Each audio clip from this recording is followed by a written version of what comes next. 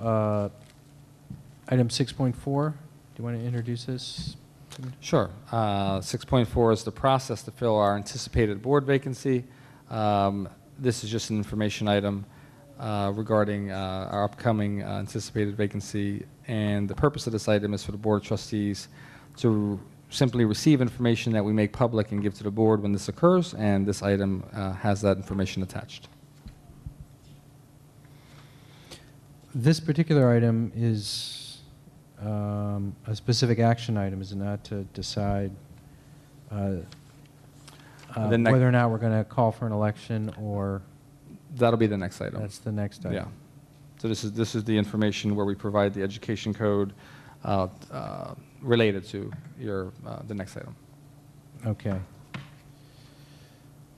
And I can add, for the public's benefit, that the school board has two choices, two main choices, and when this occurs, one is to call for an election which has some monetary expense connected to it, or the school board has the ability to decide to appoint someone when there's a vacancy. Okay. Are there any questions for the superintendent about the process presentation? Any public comment on the process? Okay, why don't we move on to item 6.5 then, the determination on the. Do you want to comment now or at the next item? Okay. All right, determination on the process to fill anticipated board vacancy. Just 1 second, I'm sorry, my page is out of order.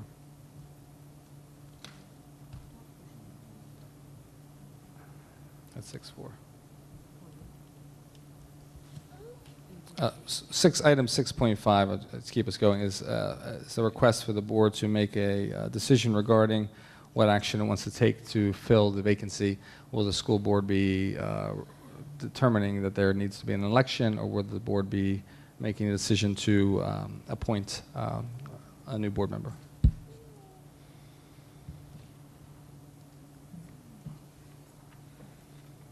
Okay.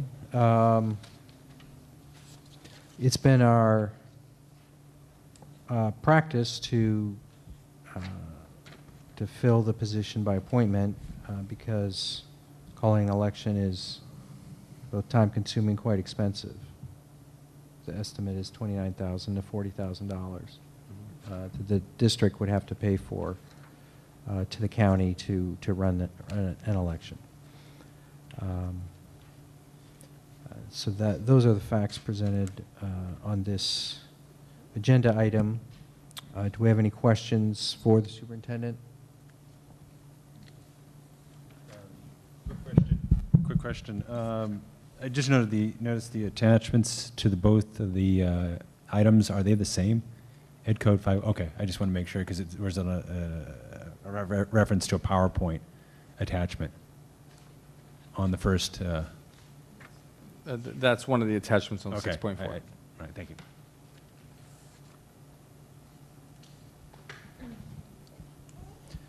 Any public comment on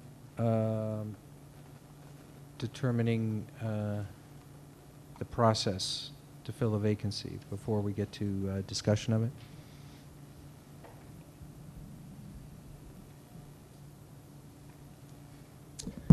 Yeah.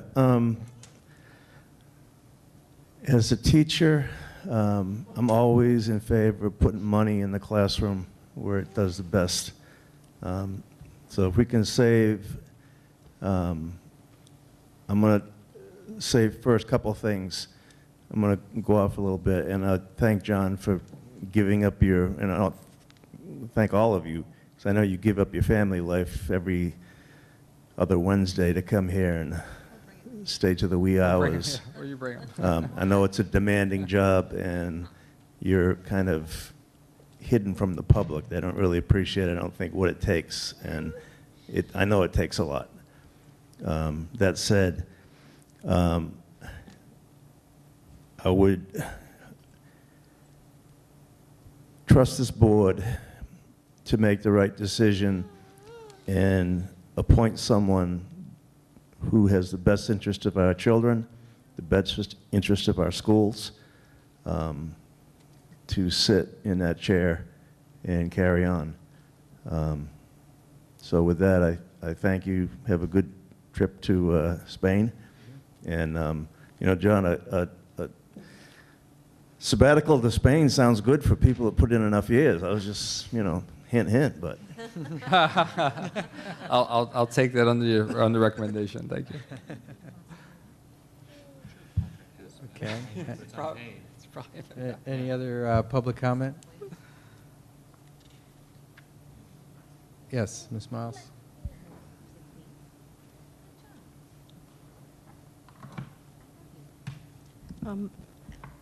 Audrey Miles, teacher, TK. I do appreciate, John, all of the work that you've done on the board and your assistance in getting us through this process of the opening of the new ECCL. And I do recognize all of the hard work that all board members put through. Being that I'm an ex-board member, Yes, you are. I do feel your pain on a given day. I do believe that at this point, with the opening of the ECCL, if we are appointing someone, I'm hoping that it be someone who is teacher-driven and student-driven, someone who is interested in the process of the success of the ECCL and the future of this school district. It's clear to me that, you know, this election that's coming up, that we do have some, you know, some concerns with whether or not current candidates are, you know, having the best interests of the Emery Unified School District. It pains me that we as a district have put out millions of dollars to build this beautiful facility, and yet we're not appreciating it and looking to dissolve our district. So with any candidate that comes in that is interested in participating in this district and the ECCL, and should be in the best interest of our students and in the best interest of teachers and maintaining this as a unified school district. Thank you, Ms. Miles. We have other public comment?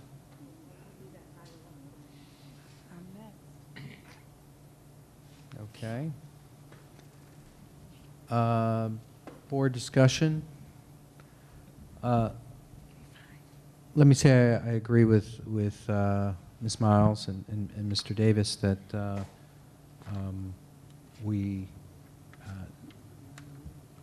well, first of all, I think we should fill the vacancy by saving money and following our usual practice of appointing a board member. Second of all, I think we should do that with dispatch so that there's not a lengthy period where there's only 4 board members sitting, but that we appoint a person who can take over as soon as I step down. And the statute is constructed that way, that one can give 60 days notice, and that the board has 60 days to appoint someone who can take over when the departing member steps down. So I think we should take advantage of that, and I think this board is the board that I trust to fill my seat. And I am concerned that we have candidates, at least one who is proposing to dissolve the district and merge with Berkeley, even though that would raise everyone's taxes 50%, and at least for our young African American and Latino students, not get any better results and not get even as good a results as we're getting. And we have another candidate who's supporting, it appears, giving our dissolving this board and letting the city council become the board and decide the direction of the district. I think the city council is a great partner, but they have different interests and focus than running a school district.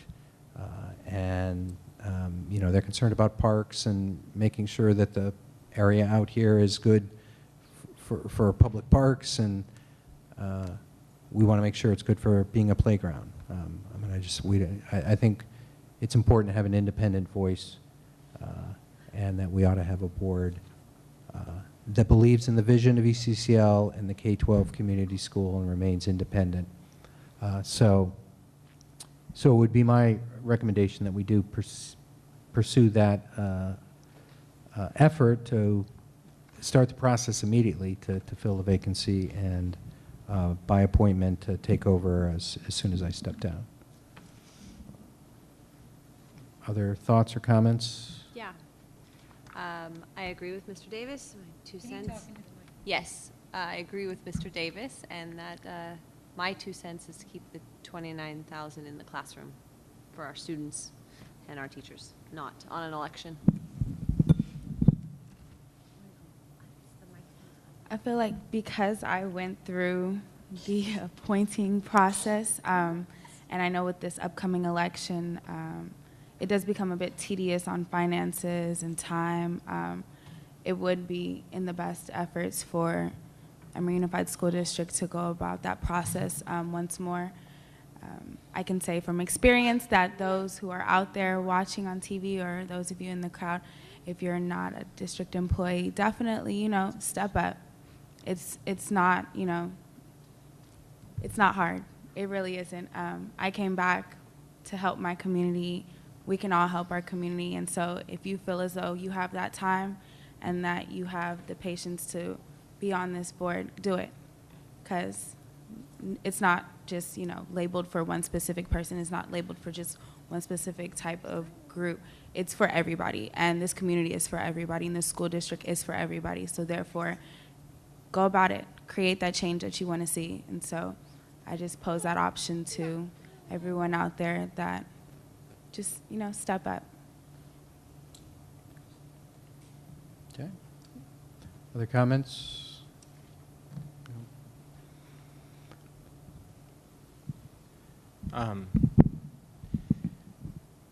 So I agree with the idea of saving the money. I am given pause that this is going to be a 2-year appointment, and it seems to me that we've gotten the majority, myself included, of members of the board as appointees, and not having gone through an election and letting the residents of Emeryville choose their school board. And I just want to point that out, that's, there are challenges, and I even look at this year's slate of candidates. That said, I do want to encourage the parents that are here this evening that if you are Emeryville residents, to look into it if you can put the time in. It is an amazing experience to serve on the board and see how the school is run. In Emeryville it's particularly hard because, and it's going to be a loss, John, as you're one of the only people who's got a kid in the school. And so I'd love to see another parent with a child that actually attends an Emery school on the board. And it also bothers me that in Emeryville we've priced out any teacher. It's hard to it's hard to pay Emeryville rents or mortgages on a teacher's salary, and so I would love to see an educator also on the board. So that's my thoughts, but yeah, save the money on the election. Okay, do we have a motion? Sorry, that's not helping. All right, so we have a motion, and your motion is to... Motion is to go with the application for filling the vacancy. It would be we have the two.